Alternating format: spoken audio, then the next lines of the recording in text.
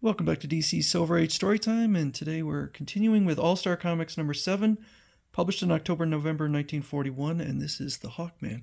Hawkman is stumped for ideas to raise $100,000. Isn't it funny? I could break through the toughest crime ring easily, but when it comes to raising money, I'm stumped. As Carter Hall, he goes for a ride with Shira Sanders. I've been racking my brain all day. I have to get that money, but how? Oh well, maybe if I relax, something will turn up. Of course it will. Let's dine at the country club. Maybe I ought to hang out a shingle. All crimes solved, criminals captured, rates reasonable, inquire within. Oh, hello, Will. What's wrong? You look more worried than Carter does. What's eating you? Plenty. A gang of thugs has been operating against my newspaper. I'd give $1,000,000 to beat them. They dine with Will Herring, newspaper publisher. Seriously, would you be willing to pay hard cash to have your worries stopped? Certainly, I'd offer 50 grand to the man that could smash that gang. What started this rumpus? As you know, I've been hammering American defense delays, advising quick action a few days ago. How'd you get in here? I'm not seeing anyone. You'll see us, Herring. Now, listen, we don't like your editorials. They're getting the public too excited over defense delays.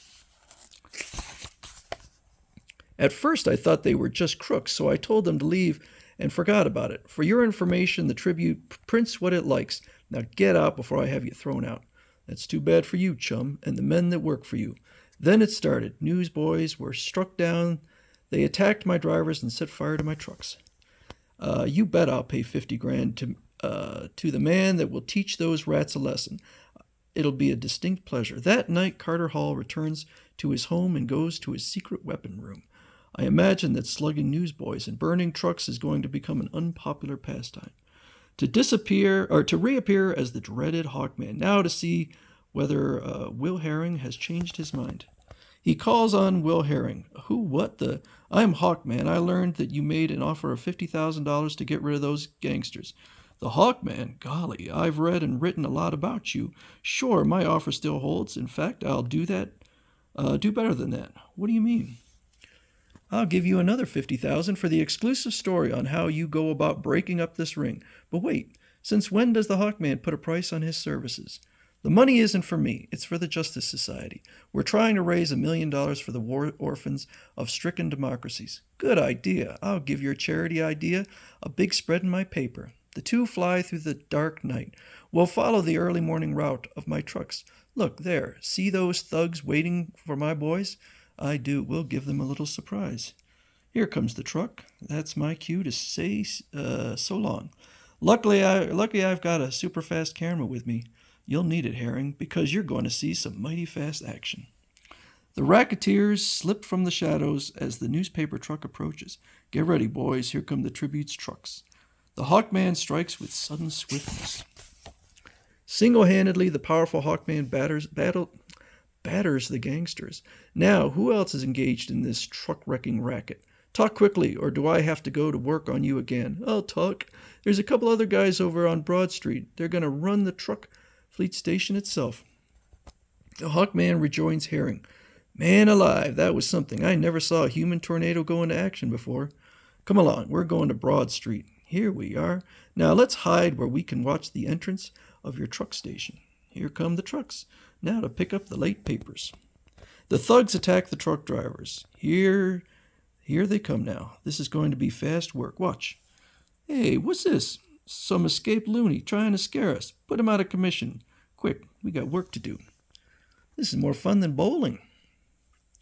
I hope a rope, just what I need to save wear and tear on everybody. Quickly knotting the rope, he swings it above his head as he darts downward. I haven't played cowboy for a long time, but I remember how to do it. The crude lasso drops around the scared men and roughly jerks them together. He's pulling it tighter. I can hardly breathe. I'm after the man who hired you to do this work. Who is he? We don't snitch. Find out for yourself. I'll find out, and that derrick hook is just what I need. He ties the rope to the hook of a car derrick. Now we'll see whether you men will talk or not. When this cable tightens up, I'll take you boys for a pretty ride, and if you don't behave, I'll drop you on your faces. The machinery of the derrick lifts the cable, and up go the pinioned men. Yow, he ain't fooling. Help. Well, Who hired you to smash the Tribute's trucks? Talk. Or, we'll talk. It was a man named Cog. Him and another guy have a suite of rooms at the Cannon building. The Hawkman returns to the publisher. Wow, what a story this'll make. Pictures of the Hawkman in action. Yippee!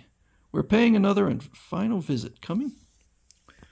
In a suite of rooms in the Cannon building, the Tribute's on its last legs, and other papers that keep crying for American defense will also feel the weight of our power. Here's one American you're not going to stop. What the? Shoot him. But the next minute, the gangster is seized by strong hands and tossed across the room. Tell me when you're dizzy, and I'll think of another game. The Hawkman then proceeds to give the crooks the well-known works. Hold it. Good boy. What a story. Rough stuff. Hawkman. Exclusive story and pictures in the Tribune. Wow. Returning to the publisher's office, the Hawkman receives his check. I'll make this up by selling more papers than ever before, and I'm proud to be a contributor to your cause.